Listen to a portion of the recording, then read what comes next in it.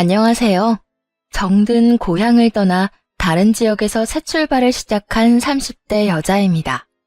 여러 사연을 들으며 문득 이혼할 때의 기억이 떠오르곤 하는데요. 이혼을 할 그 당시엔 결혼 생활을 유지하는 것보다 혼자 사는 것이 100배는 더 나은 선택이란 걸 누구보다 잘 알면서도 문득문득 겁이 나더군요. 그렇다고 해서 이혼 자체를 망설이거나 하진 않았습니다. 충분히 생각하고 내린 결정인 만큼 미련이나 후회란 감정은 전혀 없었으니까요. 그러면 도대체 어떤 일을 겪었기에 사연까지 보내 하소연을 하게 되었는지 이야기 한번 들어보실래요? 연애 시절 남편을 한마디로 설명하자면 착한 사람 그 자체였습니다. 그 선하고 착한 모습이 좋았고 그래서 결혼까지 하게 된 것이었는데 막상 결혼을 하고 나니 이 남자는 착한 것을 넘어 멍청하다는 생각이 들 정도로 남에게 싫다는 말 한마디를 못하는 사람이더군요. 한 번은 이런 적이 있었어요. 회사는 달라도 늘 함께 출근길에 나서곤 했는데 하루는 급한 일이 있다며 남편이 저보다 일찍 집을 나섰죠. 남편을 배웅하고 나서 마저 준비를 하고 집을 나오는데 남편이 엘리베이터 안에서 열린 버튼을 누른 채 발만 동동 구르고 있더라고요. 여보, 지금 뭐해? 급히 처리해야 할 일 있다고 먼저 나갔잖아. 왜 엘리베이터를 잡고 있어? 그게 옆집 사람을 우연히 만났는데 휴대전화를 두고 왔다면서 금방 나올 테니 엘리베이터 좀 잡아달라고 해서 기다리고 있었어. 뭐? 당신 나간 지가 언젠데 지금까지 그러고 있으면 어떡해. 이때껏 안 나오면 다른 일이 생겨서 더 늦나 보다 하고 당신 먼저 가면 되잖아. 조금만 더 하다가 이렇게 됐어. 얼른 문부터 닫아. 옆집 사람도 옆집 사람이지만 다른 사람들도 엘리베이터는 이용해야 할 거 아니야. 맞다. 내가 그 생각은 못했네. 아이고, 내가 진짜 당신 때문에 못 살아. 안 된다, 나도 바쁘다, 싫다. 그 말이 그렇게나 힘들어? 꽤, 좀 그렇긴 해. 무리되지 않는 선에선 돕는 게 마음이 편하기도 하고 말이야. 이렇듯 도구말을 통째로 삼킨 듯 답답한 구석이 있는 사람이었습니다. 연애 시절에는 생각지도 못했던 모습이었네요. 회사에서 보내는 시간을 제외하고는 늘 붙어 지내니 그제야 보이기 시작했던 것이었죠. 그런 남편이 답답하긴 했지만 남에게 피해를 주는 것은 아니니 될 수 있으면 잔소리는 하지 않으려 했습니다. 그런데 그렇게 참고 살다 보니 남에게 피해를 주진 않는데 제게 피해가 생기더라고요. 여러 가지 문제가 있긴 했지만 그중 가장 큰 문제는 바로 시동생 부부에게 돈을 빌려주고 있다는 것이었어요. 시동생은 남편의 하나뿐인 동생으로 집에선 아픈 손가락으로 여겨지고 있었어요. 결혼은 어떻게 하긴 했지만 생활력이라곤 전혀 없는 그런 사람이었습니다. 생활력이 없는 남자가 책임감이라곤 있을 리 없었고 그런 남편과 함께 사는 동서가 마땅한 직장도 없이 고군분투하는 모습이 안쓰럽긴 했었어요. 하지만 그렇다고 해서 제 남편이 그 집안까지 책임져야 한다는 생각은 전혀 해본 적이 없는데 남편은 저도 몰래 동서에게 돈을 빌려주고 있더라고요. 그 사실을 알게 된 건 우연히 남편과 월급 이야기를 하면서였어요. 당시 저흰 돈 관리도 따로 각자 적금도 따로 들며 일절 상관하지 않고 지냈거든요. 그런데 돈 이야기가 나오며 자연스럽게 대략적인 월급과 적금 규모, 주요 지출에 관해서 공유했죠. 지속적이진 않았지만 생활비가 늦어지기도 했고 못 보던 카드를 쓰는 것도 봤던 터라 겸사겸사 이야기를 나눠본 것이기도 했고요. 당신 적금은 들고 있어? 우리 돈 관리는 따로 해도 조금씩 적금은 꼭 들기로 했었잖아. 그게 한동안 넣긴 했었는데 요즘에 여유가 없어서 못 모으고 있어. 당신 월급이 나보다 많잖아. 난 부모님 용돈 조금 챙겨드리고 생활비 내고 내 용돈 빼놓고 적금 드니까 힘들진 않던데. 어디에다가 돈을 그렇게 쓰는 거야? 혹시 당신 주식 같은 거에? 아니, 그런 건 아닌데. 사실은 재수 씨가 돈을 좀 빌려가서 여유가 없네. 동서가? 얼마나 빌려줬길래 그래? 거의 50만 원씩은 매달 빌려가고 부족하면 좀 더 말할 때도 있고 말이야. 뭐? 그러니까 매달 50만 원씩 빌려간다는 말이야? 그 돈을 갚기는 해? 아니, 나도 굳이 달라는 말한 적 없기도 하고 워낙 힘든 거 아니까. 달라고 하기도 그렇더라고. 그렇다고 안 빌려주기엔 내 마음이 불편하고 말이야. 시부모님들에게 용돈 준다는 이야기는 많이 들어봤어도 동생 와이프에게 생활비를 대주고 있다는 이야기는 처음이었죠.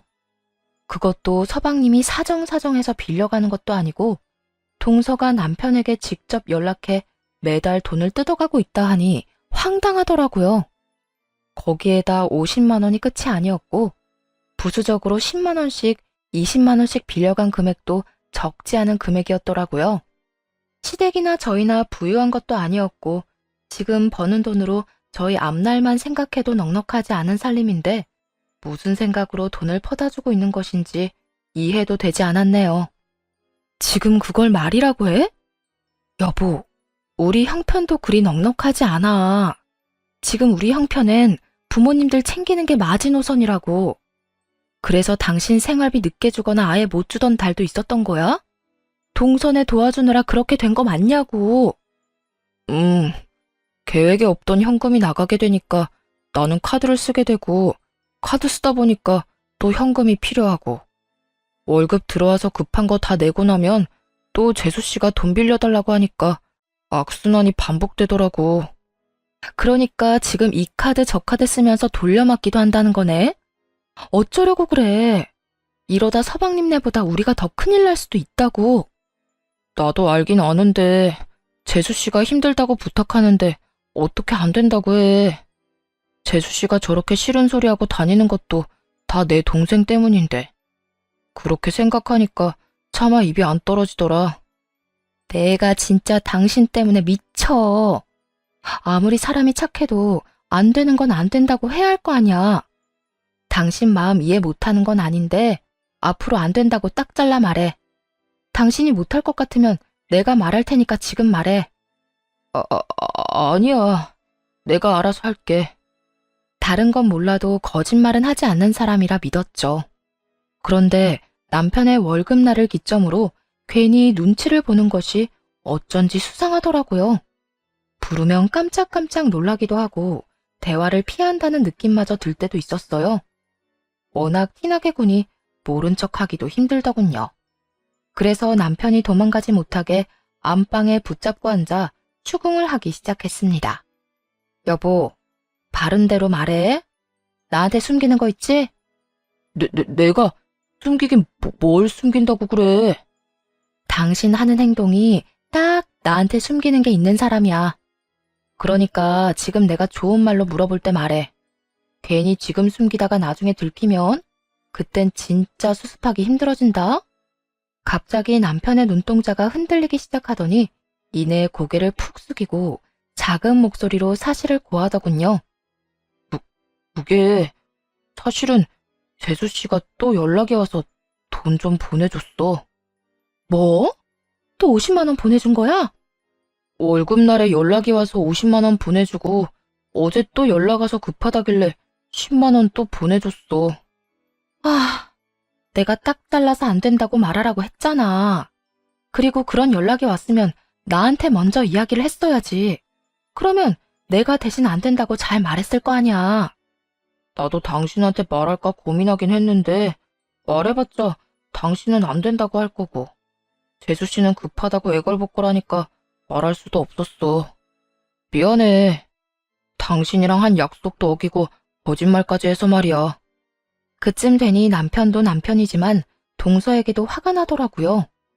월급날에 맞춰 연락해 돈을 달라는 것도 동서가 애걸복걸하면 남편이 거절하지 못할 걸 뻔히 알고 매번 돈을 뜯어가는 것이 확실했으니까요. 그것뿐인가요? 매달 뜯어가는 50만 원도 모자라 야금야금 얻어가는 돈도 점점 쌓이고 있으니 속에 천불이 나고도 남을 상황이었습니다. 아니야, 당신이 무슨 잘못이 있겠어. 당신이 어떤 사람인지 뻔히 알면서 당신한테 그런 일을 시킨 내 잘못이지. 그냥 내가 해결할 테니까 당신은 잠자코 있어. 아니야. 내가 알아서 할게. 진짜 이번엔 안 된다고 할 수 있어. 아니다. 지금 바로 문자 보낼게.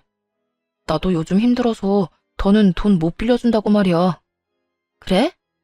그러면 지금 내가 보는 앞에서 보내고 답장 오는 것도 보여줘. 남편은 제가 보는 앞에서 동서에게 문자를 보냈고 동서는 간단하게 알겠다는 답장만을 보내왔어요. 그렇게 일단락 되었다고 생각했는데 그 일은 사건의 시작이었습니다. 남편이 동서에게 문자를 보낸 바로 다음 날 동서는 저에게 연락이 왔더라고요. 형님, 아주버님이 갑자기 돈 없다고 하시는 거 형님이 시키신 거죠? 내가 한 건 맞는데 있는 돈을 없다고 한 건 아니야.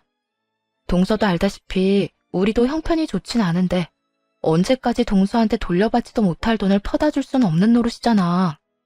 동서 상황도 이해하긴 하는데 우리도 힘들어서 내린 결정이니까 동서가 좀 이해해줘. 아주버님이랑 형님은 두 분 다 직장 생활 하시기라도 하지. 저희는 저도 남편도 변변찮은 직장도 없는 상태라고요. 아무리 힘들다고 해도 저보다 힘들겠어요? 형님, 저 진짜 힘들어요. 아파도 병원 갈 돈이 없어서 그냥 참고요. 밥도 간신히 끼니만 때우면서 지내고 있어요. 생활비도 못 주는 남편이랑 사는 제가 같은 여자로서 불쌍하지도 않으세요? 안쓰러운 마음이야 늘 있지. 동서 혼자 고생하면서 사는 것도 잘 알고 말이야. 그래서 동서한테 미안한 마음이 없잖아 있긴 한데 매달 50만 원씩 받아가는 건 우리한테 부담이 되긴 해. 그거 말고도 급하다면서 10만 원씩 20만 원씩 빌려갔다면서? 우리 남편도 돈 갚으라고 재촉할 사람도 아니고 동서가 갚을 수 있는 상황도 아닐 거고. 이런 말까지 하게 돼서 미안. 그런데 우리도 더는 힘들어서 못 빌려줄 것 같아. 곡소리를 하며 감정팔이하는 것이 먹히지 않는다 싶었는지 동서는 짜증 거 화를 섞어내며 최악의 수를 두기 시작하더군요. 물론 저에겐 전혀 통하지 않긴 했지만요. 형님, 저도 이런 말까지 하기 싫었는데 제가 이때까지 능력도 없는 남편이랑 살 수 있었던 이유가 뭔지 아세요? 그나마 착한 아주버님이 여러 방면으로 도와주셔서 희망을 갖고 참고 살 수 있었던 거예요. 그런데 형님이 중간에서 입김 넣어서 도움이 끊기게 되면 제가 어떻게 하겠어요? 하는 수 없이 이혼까지 하게 될 텐데 그 후폭풍 형님이 책임질 수 있어요? 나 하나 때문에 동서네가 이혼이라도 하게 되면 어떻게 하나? 이딴 바보 같은 걱정은 전혀 되지도 않았어요. 그저 동서의 뻔뻔한 태도와 어처구니 없는 그 생각으로 인해 저와 남편을 얼마나 호구로 여기고 있는지 깨닫게 되었죠. 남편 같은 사람과 산다고 저를 바보 멍청이로 아는 것도 아니고 이참에 확실히 짚어줘야 할 것 같더군요. 이혼? 동서가 그런 말하면 내가 걱정이라도 할 줄 알았어? 이혼을 해도 동서가, 이혼녀가 돼도 동서가 되는 건데 냉정하게 말하면 나하고는 아무 상관없는 일이잖아. 물론 내가 책임질 일도 아니고. 형님 이제 보니까 정말 모진 분이네요. 다른 것도 아니고 그까지 푼돈 때문에 이혼할 수도 있다는데 상관없는 일이라뇨. 에이, 그까지 푼돈은 아니지. 50만 원씩 1년이면 600만 원이야. 거기에다 동서가 어쩌다 한번 빌려가는 것도 아니고 매달 적게는 50만 원, 많게는 100만 원씩 빌려가는 달도 있던데 그게 어떻게 푼돈이야? 그 돈이면 우리 집 한 달 생활비하고도 남아. 그거야 제가 정말 너무 힘드니까 신세 좀 진 거라고요. 가족끼리 돕고 사는 거잖아요. 잘 돼도 다 함께 잘 돼야 좋은 거지. 형님네만 잘 먹고 잘 살면 끝인가요? 남들이 들으면 큰 오해하겠다, 동서. 우리 집도 먹고 사는 게 녹록치 않아. 버는 돈으로 양가 부모님도 챙겨야 하지, 살림도 꾸려나가야 하지. 지금처럼 내 남편이 동서네까지 돕고 살다간 다 함께 잘 먹고 잘 사는 게 아니라 다 함께 망해버리고 말 거라고. 그러니까 동서네 생활비는 서방님한테 말하든 그것도 안 되면 어머님께 도움을 구해. 이것도 저것도 다 싫으면 동서라도 일자리를 구하든가. 예전에야 임신할 거라고 일까지 그만둔 거였지만 지금 형편에 임신 계획할 리도 없을 거고, 언제까지 두 사람 다 놀고 먹으면서 우리한테 생활비 뜯어갈 거야? 뜯어가다뇨. 엄연히 빌려간 거라고요. 빌린다는 말뜻을 몰라? 빌려갔으면 다시 돌려주는 것도 있어야 할 텐데, 돌려주는 건 없이 계속 받아만 가고 있잖아. 내 입장에선 그걸 빌려줬다고 하기엔 힘들지 않을까? 하여튼 앞으로는 나한테나 우리 남편한테 따로 연락해서 돈 이야기 꺼내지 마. 우리도 해줄 만큼 했고 더는 힘드니까. 동서나 저나 기분이 상할 대로 상했지만 하는 수 없는 일이었습니다. 당장은 아니더라도 동서네까지 계속 책임지며 살다간 밑 빠진 독에 물 붓기를 하다 끝나버릴 것이 분명했으니까요. 본전도 못 찾은 동서는 전화를 끊자마자 시모에게 연락해 하소연을 했고 그 화는 고스란히 제 몫이 되었습니다. 넌 무슨 애가 그렇게 냉정하니? 너희는 맞벌이라도 하지. 둘째네는 고정적인 수입이 없어서 먹고 사는 것도 힘든 지경이라는데 조금이라도 여유 있는 너희가 좀 도와주면 되잖아. 이때까진 잘만 도와주다가 갑자기 안 된다고 하는 이유가 도대체 뭐야? 이때까진 제가 몰랐으니까 그냥 넘어갈 수밖에 없었지만 제가 안 이상 더는 그 집까지 먹여 살릴 순 없어요. 동서한테는 이런 말까진 안 했는데 남편 보니까 이때껏 동서네 도와주느라 현금이 없으니 카드 긁고 그 카드값 갚을 돈을 또 동서가 달라고 하니 돌려막기나 하게 되고 지금 서방님네 도와주다 큰일 나게 생겼다고요. 누가 들어도 남 도울 상황이 아닌 것이 분명한데 시모는 콧방귀까지 끼며 대수롭지 않다는 듯 사태를 가볍게 치부하더군요. 다 해결할 수 있으니까 도와줬던 거겠지. 카드 돌려막기도 능력이 되니까 할 수 있는 거다. 내 들어보니까 별것도 아닌 일을 넌 왜 이렇게 호들갑을 떠는 게야? 둘째네 도와줘서 큰일 나는 게 아니라 네 호들갑 때문에 큰일이 나겠어. 하여튼 너희 집에서 도움 안 주면 당장 이혼하겠다고 둘째 난리 부리던데. 난 내 아들이 이혼당하고 혼자 사는 꼴은 못 본다. 당장 우리 장남한테 말해서 다시 둘째네 도와주라고 해. 그렇게 안쓰럽고 이혼하는 꼴이 보기 싫으면 어머님이 도와주세요. 저는 당장 제 코가 석자라 남편한테 그런 말은 못하니까요. 이런 몹쓸 것 같으니라고. 네가 그런 식으로 나오면 내가 물러설 것 같아? 두고 봐라. 상황이 누구 뜻대로 돌아가게 될지 말이다. 그간 먹고 살기 바빠 시댁 식구들과 이런 식으로 부딪힌 적이 없었던 터라 동서와 시모의 이런 비상식적인 반응이 꽤 당혹스럽더라고요. 둘이 피가 섞인 사이도 아닌데 모녀 사이처럼 똑같이 구는 꼴 역시 어이가 없기도 했죠. 시모와 동서가 아무리 모의작당을 한다 해도 그래도 당사자인 남편이 제 편이니 크게 신경 쓸 필요가 없을 거라 생각했는데 그게 아니었습니다. 동서와 시모에게 연락을 받고 집으로 온 남편은 더는 제 편이 아니더군요. 저를 보자마자 화를 내기 시작하는데 남편의 그런 모습은 또 처음이라 말문이 다 막히더라고요. 여보, 재수씨 일은 내가 알아서 한다고 했었잖아. 당신이 시키는 대로 문자도 보내고 다신 돈도 못 준다고 했으면 됐지. 왜 재수씨하고 통화까지 한 거야? 그렇지 않아도 내 동생 때문에 힘든 사람 나도 도움 못 주게 돼서 미안해 죽겠는데. 그리고 우리 엄마하고도 통화했다면서? 괜히 걱정하게 왜 엉뚱한 말까지 다 한 거야. 당신은 당신밖에 몰라? 아니면 친정일 아니라고 이딴 식으로 해결해 본 거야? 남편의 말 그 어디에도 저에 대한 생각은 전혀 없더군요. 그저 다른 사람 걱정하기 바쁜 남편의 짜증을 듣고 있는데 그제야 정신이 확 들며 화가 나더라고요. 하루 종일 동서 시모와 말다툼을 하느라 정신적으로 힘든 상황인데 이야기를 듣지도 않고 물불 가리지 않고 화를 내는 모습을 보면서 더는 내가 사랑하던 그 남자가 아니구나. 실망감이 덮쳐왔어요. 다른 건 몰라도 저렇게까지 화를 내는 사람이 아니었는데 말이에요. 당신 지금 나한테 화내는 거야?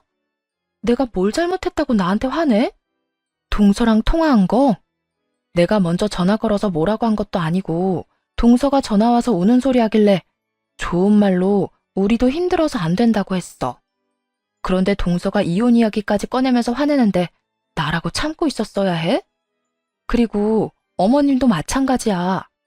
동서가 어머님께 뭐라고 했는지 나한테 먼저 전화와서 화내고 난리 부리셨어.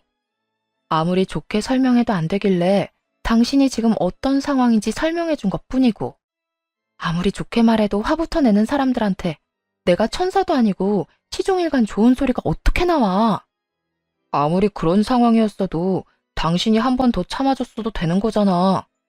꼭 이렇게 여러 사람 속상하게 만들었어야 했어? 당신은 내 속 타들어가는 건 안 보여? 나도 속상해. 나도 힘들다고. 어떻게 된 게 남편인 당신한테 나는 안중에도 없어? 내 심정은 어떤지, 내가 무슨 말까지 들었는지 그런 건 전혀 궁금하지도 않아? 다른 사람 신경 쓰면서 걱정하기 전에 나부터 살펴봐야 하는 게 당연하잖아.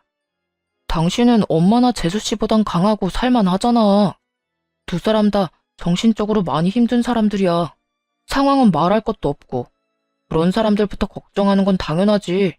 당신도 가족이지만 엄마도 재수 씨도 내 가족이니까 말이야. 내가 강해? 살만해? 당신 눈엔 내가 그렇게 보여? 당신 대신 양갓집에 용돈 드리고 생활비까지 나 혼자 다 짊어지고 있는데 그게 살만해 보여? 그리고 가족? 그래, 엄연히 가족은 맞지. 그런데 당신이 가장 지켜야 할 가족은 나라고, 나. 나는 당신이랑 우리 가정이 그 어떤 일보다 우선인데 왜 당신은 내가 가장 후순위일 수가 있어? 당신은 어떨지 몰라도 난 당신도 중요하지만 다른 가족들도 중요해. 그리고 지금은 다른 가족들이 많이 힘든 상황이니 당신보다 조금 더 신경 쓰고 있는 거고. 아, 그래? 그래서 앞으로 어떻게 하겠단 건데? 당신이 나한테 화내면서 몰아붙일 때는 하고 싶은 말이 있어서 이렇게까지 하는 거잖아. 당신이 그렇게 말하니까 나도 직설적으로 말할게. 나 앞으로는 당신이 뭐라고 하든 내 동생이랑 재수씨 도와줄 거야. 뭐? 그러면 우리 생활은 어떻게 할 건데? 당신 카드값은 어떻게 하게? 내 카드값이야 내가 좀 더 아껴 쓰면 되고, 우리 생활비는 당신이 다 내면 되잖아. 당신이 재수씨처럼 노는 것도 아니고 직장 생활하는데 뭐가 걱정이야? 호구짓은 혼자 하면 되지 저까지 끌어다 호구짓을 시킬 작정이더군요. 정말 피치 못할 사정으로 생활비조차 벌지 못하는 상황이라면 저 역시 기꺼이 도우라고 했을 겁니다. 온 가족이 저만 인정머리 없는 사람으로 몰아가는 것이 싫기도 하지만 무엇보다 남편이 번 돈으로 남편이 그렇게 하고 싶다고 하니까요. 하지만 앞서 말씀드렸다시피 서방님은 몸이 불편해 일을 못하는 것도 아니었어요. 힘든 회사 생활을 견딜 만큼 인내심이 강하지도 않았고, 그렇다고 책임감이 있는 사람도 아니었을 뿐더러 게으르기까지 했죠. 동서도 마찬가지였죠. 하다못해 단기 알바라도 구하면 급한 생활비는 벌 수 있는 상황이란 걸 모르진 않을 텐데 그저 놀고 먹으며 남편에게서 나오는 생활비만 바라고 있었으니 도와줄 생각이 전혀 들지 않는 것이 당연했습니다. 남편도 이런 사실을 전혀 모르진 않을 텐데 그저 불쌍하다며 저의 희생만 바라니 화가 났죠. 한심하기 짝이 없는 남편이 미워지기까지 하더군요. 난 나 혼자 우리 집 생활비 다 감당할 생각 없거든? 그러니까 나한테 그런 헛소리 할 시간에 당신 동생이나 동서한테 일자리 구해서 생활비라도 좀 벌어쓰라고 그래. 사지 멀쩡한 젊은 것들이 언제까지 놀고 먹을 거래? 하여튼 난 분명히 말했다. 앞으로 생활비 빼먹지 말고 넣어. 남편은 끝까지 대답하지 않았고 이렇게 부부싸움은 찝찝함을 남긴 채 끝이 났습니다. 그렇게 남편과 한바탕 하고 나니 화가 사그라지지 않더라고요. 다음날 전 동서네로 찾아갔고 그곳에서 더 화나는 모습을 보게 되었습니다. 동서는 물론이고 서방님 시모 남편까지 정답게 모여앉아 하하호호 배달 음식을 시켜 먹고 있더라고요. 카드값도 제대로 갚아내지 못해서 시달리고 있는 주제에 한식, 중식, 일식 아주 종류별로 골고루도 시켜줬더군요. 주말 아침부터 말도 없이 나가더니 여기 와 있었어? 왜? 당신 없으면 이 사람들은 밥도 못 먹는 신세래? 이 사람들이라니, 당신 무슨 말을 그렇게 해? 그러면 지금 내 입에서 말이 곱게 나오게 생겼어? 나는 지금 생활비에 양가 부모님들 용돈까지 감당하느라 등골이 휘청하는데 당신이 여기서 이러고 있는 거 보고 내가 화가 안 나게 생겼냐고. 거기에다 당신이랑 나랑 싸운 건 기억도 안 나? 나랑 그렇게 심하게 싸워놓고선 여기서 하하호호 밥이 넘어간다니. 진짜 대단하다 대단해. 당신한테 내가 가족이긴 해? 내가 당신 부인이긴 하냐고. 당신이랑 싸워서 나도 기분이 좋진 않았어. 그런데 내 기분이 안 좋다고 해서 가족들 모인 자리에서 굳은 표정으로 있을 수는 없잖아. 여기 시킨 음식들도 다들 어제 저녁도 못 먹었다고 해서 이것저것 시키다 보니까 이렇게 된 거야. 처음부터 당신만 빼놓고 먹으려고 작정하고 왔던 건 아니었으니까. 괜히 오해해서 분위기 망치지 말고 앉아서 당신도 먹어. 속이 없는 건지 생각이 없는 건지 그쯤 되니 구분도 되지 않았어요. 도끼 눈을 뜨고 보는 그 사람들과 더는 같은 자리에 있고 싶지도 않아서 다른 사람에게 경고하는 대신 남편 놈에게 말을 남기고선 그 자리를 나와버렸습니다. 앞으로 생활비는 무조건 반반에다가 어머님 댁 용돈은 당신이 드려. 당신 카드도 많이 쓴 것 같고 여유도 없는 것 같아서 어머님 용돈은 내가 드리려고 했었는데 지금 보니까 그럴 필요도 없겠네. 앞으로 난 우리 집 용돈만 챙기고 생활비도 딱 절반만 낼 거니까 그런 줄 알아. 그 말만 남기고 바로 집으로 돌아와 버렸고 남편 놈도 상황이 심각하단 걸 눈치챘는지 물이 나게 쫓아왔더군요. 제 팔을 붙잡고 개거품을 물기 시작했지만 신경 쓰이지도 않았네요. 여보, 그게 무슨 말이야. 부모님 용돈은 이때껏 당신이 챙겼었잖아. 그런데 나한테 그걸 챙기라니. 당신 말대로 나 힘든 거 뻔히 알면서 꼭 그렇게까지 해야 했었어?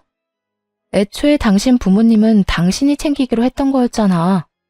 그런데 당신이 계속 깜빡하니까 내가 우리 부모님 챙기는 김에 같이 챙겨드린 거였고 일종의 내가 당신한테 호의를 베푼 거였는데 당신이 그딴 식으로 굴면 나라고 당신한테 계속 호의를 베풀 필요는 없잖아?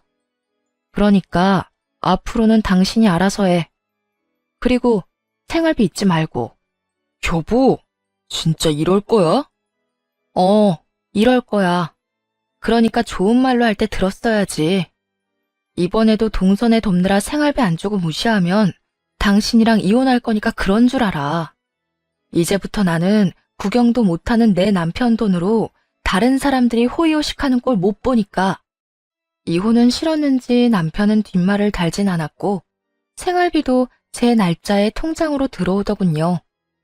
남편의 행동도 제가 알던 모습으로 돌아왔고 모든 것이 평소와 같았는데 여전히 느낌이 싸했습니다.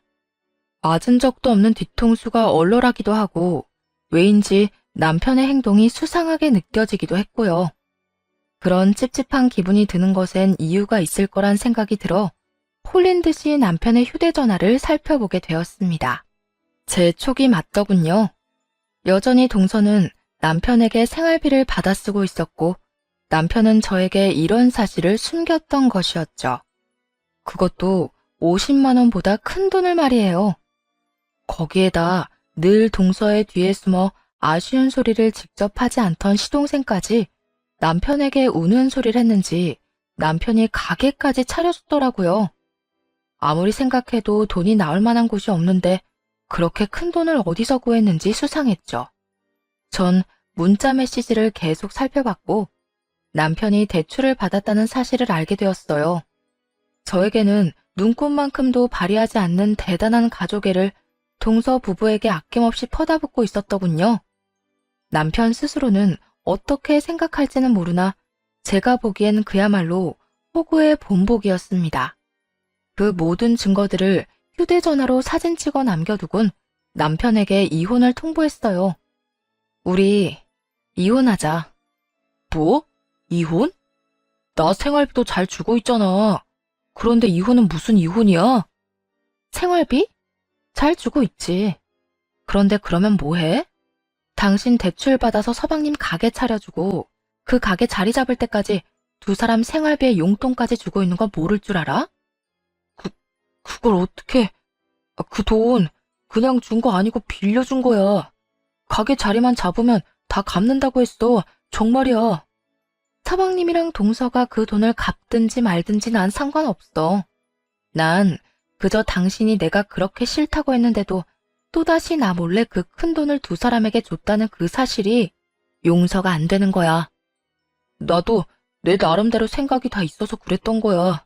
언제까지 내가 돈을 줄 수도 없는 노릇이고, 동생 말이 가게만 차려주면 정신 차리고 잘할 수 있다고 하잖아.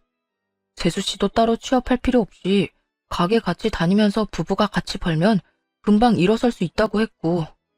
그래서 나도 생각 많이 하다가 가게 차려준 거야. 당신한테 말할까 고민도 하긴 했었는데 내가 어떻게 당신한테 사실대로 다 말할 수 있었겠어. 고작 생활비 주는 걸로도 그 난리가 났었는데 내가 대출까지 받아서 가게 차려준다고 하면 더 큰 난리가 날 게 뻔하니까 하루 이틀 미루다 보니까 말할 타이밍을 놓치게 됐어. 그래. 눈물 없이 들을 수 없는 이야기 잘 들었고 이혼은 서둘러서 하자. 당신 이야기 들으니까 내가 이혼에 대한 확신이 더 강해졌거든. 내 이야기 똑바로 들은 거 맞아? 나도 앞으로 우리 가정을 위해 그랬던 거라니까. 동생 내가 먹고 살만해지면 내가 계속 도울 필요가 없으니까 그래서 그런 결정을 내린 거라고. 내 말은 다 알아듣고 이혼하자는 거 맞지? 그래, 다 알아들었어. 당신이 얼마나 그 사람들한테 호구지신하고 다녔는지 잘 들었으니까 나랑 이혼하고 남 눈치 볼 필요 없이 멍청한 짓 계속하고 다녀. 길고 긴 남편의 변명에도 제가 아무런 동요도 없자 남편은 설득을 포기했는지 도리어 큰 소리를 치기 시작했습니다. 호구? 멍청한 짓? 그래. 나도 내 돈으로 내 가족 돕는데 당신 눈치 보고 사는 것도 힘들어. 당신이 원하는 그 이혼 해! 하면 될 거 아니야. 그래. 그러니까 얼른 이혼하고 너 하고 싶은 대로 하고 살아. 나중에 돈 떨어지고 상황이 힘들어져도 나 찾아올 생각도 하지 말고. 나한테 이렇게 큰 소리 치던 이 순간을 영원히 잊지 말고 살아. 돈이 왜 떨어져? 나한테 도움받은 내 동생 이제 잘 풀릴 일만 남았거든? 성공만 하면 내가 빌려준 돈 몇 배로 갚아준다고 하는데 내 앞길에 지금보다 더 힘들 상황이 생길 것 같아? 내 미래엔 돈방석에 앉을 날만 기다리고 있다고. 이거 왜 이래? 당신이나 그때 가서 후회나 하지 마. 알겠어? 큰 소리를 떵떵 치는 남편을 보며 속으로 얼마나 비웃었나 모릅니다. 신이 아니기에 모든 앞날을 알 수는 없으나 호구짓만 하다 버림받을 것만큼은 확실하게 알 수 있었으니까요. 그렇게 이혼을 하게 되었고 걱정과는 달리 혼자인 생활에 잘 적응하며 지내고 있었어요. 아니, 오히려 좋더라고요. 함께 사는 것이 지옥이었다면 이혼하고 난 후의 생활은 천국과도 같았습니다. 유난히 바쁘게 지냈던 1년이 지나고 잊고 살았던 전 남편이 찾아왔더군요. 돈방석을 외치며 자신감 넘치던 모습과는 달리 한쪽 다리엔 깁스를 하고 있었는데 때가 꼬질꼬질한 것이 행색이 말도 못할 정도였어요. 갑자기 무슨 일로 찾아온 거야? 행색은 또 왜 그런 거고? 동생이 잘 먹고 잘 살게 해줄 거라고 하더니 뜻처럼 잘 안 됐나 봐? 한껏 비꼬는 말에 전 남편은 고개를 푹 숙이고 그간 있었던 일을 설명하기 시작하더군요. 그게 당신이랑 헤어지고 동생이랑 재수씨 뒷바라지 하는 게 만만치 않더라고. 그래서 회사 마치고 배달 아르바이트까지 해서 돈이란 돈은 다 쏟아부었는데 오토바이 사고가 났어. 그 덕에 다리는 이렇게 되고 입원도 하는 바람에 일에도 지장 생기고 결국 회사에서도 잘리게 됐어. 내가 돈은커녕 빚더미에 앉게 되니까 내 말이라면 끔뻑 죽던 가족들이 내 연락은 다 피하더라. 동생네는 가게 처분하고 이사까지 가버리고 엄마는 집에 찾아가도 문도 안 열어줘. 어떻게 우리 가족이 나한테 그럴 수가 있어? 당신은 이해가 돼? 저에겐 너무나도 뻔한 결말이었기에 놀랍지도 않았지만 전 남편은 자신이 처한 상황이 도무지 이해가 되지 않는다는 듯 저를 붙잡고 울먹이기 시작했죠. 이혼을 할 때나 저를 붙잡고 울려고 하는 그 순간이나 한심하기 짝이 없는 모습이었습니다. 나한테 위로라도 바라고 찾아온 거야? 그러게 내가 그랬잖아. 멍청한 호구짓은 혼자 하라고.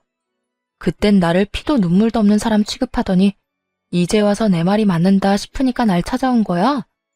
하소연할 곳이 그렇게나 없었니? 그래, 당신 말이 다 맞았어. 내가 호구였고 내가 멍청했어. 이렇게 되고 나니까 주변에 사람이 진짜 없더라. 그나마 나를 가장 믿어주고 사랑해줬던 사람이 당신인데 당신마저 내 아니란 판단 때문에 놓쳐버리고 이제 와서 이런 말 하는 거 늦은 거 아는데 그래도 이 말은 꼭 하고 싶었어. 미안해. 그땐 내가 진짜 미안했어. 난 당신한테 그딴 사과 같은 거 바란 적도 없으니까 괜히 찾아와서 쓸데없는 짓 하지 말고 가.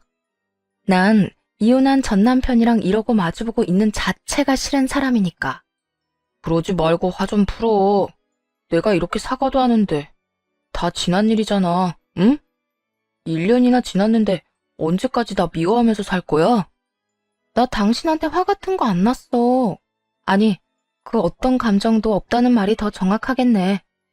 난 당신이란 사람이랑 이혼하는 그 순간부터 내 인생에서 당신은 없는 사람으로 치기로 했고 그렇게 살았어. 그저 지금은 우연이라도 마주치기 싫은 사람 중 하나일 뿐이라고. 제 뜻은 차고 넘치게 전달했다고 생각했는데 전 남편은 희죽희죽 미소를 보이며 너스레를 떨기 시작하더군요. 마치 제가 마음은 그렇지 않은데 겉으로 내보이는 것만 전 남편을 원망하고 싫어한다는 듯 말이에요. 당신보다 내가 더 당신을 잘 아는데 그게 다 아직 앙금이 남아있어서 그런 거라니까. 내가 앞으로 살면서 그 앙금 다 지울 수 있도록 노력할게. 그러니까 우리 다시 잘해보자. 당신이 싫어하던 우리 가족들이랑 연도 다 끊겼고 예전처럼 그런 일 반복될 일도 없어. 이젠 아무 걱정 없이 당신 바람대로 우리 둘만 생각하면서 그냥 행복하게 살기만 하면 돼. 어때? 당신도 좋지? 남루한 차림으로 와서는 행복하게 살자는 말을 하니 웃음만 나오더군요. 하물며 자기 입으로 회사도 잘리고 빚더미에 앉게 생겼다고 성실하게 설명까지 해놓고선 말이에요. 호구짓으로 이혼하고 인생까지 말아먹은 놈이 저까지 호구를 만들기 위해 찾아온 것이 분명했습니다. 좋을 리가 있겠니? 그 말 하러 온 거면 행색이라도 좀 꾸며서 오든지. 그럴 형편이 안 되면 빚더미 말이라도 하지를 말았어야지. 자기 무덤 자기가 다 파놓고 그 무덤에 같이 들어가서 눕자고? 지금 내 삶도 난 충분히 만족스러운데 당신이 뭐라고 그 무덤에 같이 들어가겠어? 난 전혀 그럴 생각 없으니까 인생 말아먹으려면 혼자 말아먹어. 너 싫어서 이혼까지 한 나 찾아와서 이러지 말고. 뻔뻔한 낯짝으로 너스레를 떨던 전 남편은 제가 생각보다 단호해 보이자 역겹게도 눈물을 흘려대며 싹싹 빌기 시작하더군요. 그래, 나 망했어. 완전 인생 말아먹었다고. 당신 말을 진작 들었어야 했는데 내가 다 망친 거야. 그래서 내가 다 되돌려 놓으려고 하는 거잖아. 당신, 나 없이 살 수 있어? 지난 1년간 당신이 보낸 시간이 만족스러웠다고 하긴 했지만 그건 다 당신이 착각하고 있는 거라고. 잘 생각해봐. 우리 결혼 생활 동안에 얼마나 좋았어. 당신도 착한 내가 답답하다면서도 남한테 피해 안 주고 사는 내가 좋다고 나 많이 사랑해줬었잖아. 나 당신이 사랑했던 그때 그 모습으로 돌아가서 당신 옆에서 다시 살고 싶어. 그러니까 제발 나 좀 용서하고 다시 받아주라. 이 말을 듣는데 혼자 돈 때문에 힘들어하며 어떻게 해서든 가정을 지키고자 했던 제 모습이 떠오르더군요. 그와 동시에 분노라는 감정이 저를 휘감기 시작했죠. 그래, 당신은 다른 사람한테는 피해 안 줬지. 그 대신 나한테 피해를 줬잖아. 다른 사람한테는 싫다는 말 한마디를 못해서 빚쟁이가 되어가면서도 나한테는 싫다, 내 마음대로 할 거라고 하면서 날 외면했던 거. 기억 안 나? 지금도 그래. 어떻게 날 찾아와? 어떻게 그 꼴로 날 찾아와서 다시 잘해보자는 말을 할 수가 있냐고. 당신은 그때나 지금이나 날 남보다도 못한 존재로 생각하는 게 분명해. 그렇지 않고서야 나한테 당신 옆에 있어달란 말은 할 수 없을 테니까. 그렇지 않아. 난 그저 이런 상황이 되고 나니까 당신만 생각나고 보고 싶어서 찾아왔던 것뿐이야. 그저 얼굴만 보려고 했는데 막상 보고 나니까 아직까지 이렇게 사랑하는데 왜 우리가 헤어져서 살아야 하나 이런 생각이 들어서 같이 살자는 말까지 나왔어. 그리고 내가 당장 오갈 데가 없기도 하고. 사랑? 당장 오갈 데도 없다는 사람이 사랑 타령이 하고 싶어? 하긴 거짓 사랑 타령이라도 해서 내 마음을 흔들고 싶긴 했겠다. 그래야 당신 식구들이 그랬던 것처럼 당신도 내 등에 빨대 꽂고 살 수 있었을 테니까 말이야. 그런데 어떻게 하지? 난 당신이 사랑을 골백 번 들먹여도 아무렇지도 않은데 그냥 당신 입에서 사랑 이야기가 나온다는 그 자체가 좀 역겨울 뿐이야. 그러니까 다신 내 앞에 나타나지도 마. 우린 이미 이혼했고 당신 바람처럼 될 가능성은 전혀 없으니까 말이야. 이혼할 땐 그렇게 단박에 뒤돌아서더니 상황이 급하긴 한 것인지 어떤 말을 해도 전 남편은 그 자리에서 꿈쩍도 하지 않고 울고불고 빌더라고요.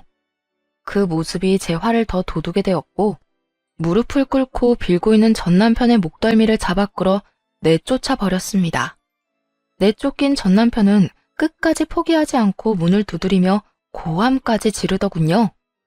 내가 다 잘못했다니까. 나 진짜 반성하고 있어. 당신이 정 싫으면 쭉 같이 살자는 말은 하지 않을 테니까 내 다리 나을 때까지만 이 집에서 같이 좀 지내면 안 될까? 나 진짜 너무 아프고 힘들어서 그래. 내가 당신한테 하는 마지막 부탁이다 생각하고 조금만 지내게 해줘. 어? 결국 집 앞에서 난동을 부리는 전 남편을 경찰에 신고했고 전 남편은 경찰분들의 손에 끌려갔네요. 끝까지 고함을 지르며 말이에요.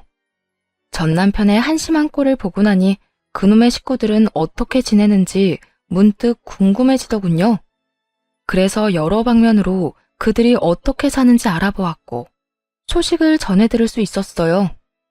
우선 잘 사는지 못 사는지부터 말씀드리자면 제대로 못 살고 있다고 하더군요.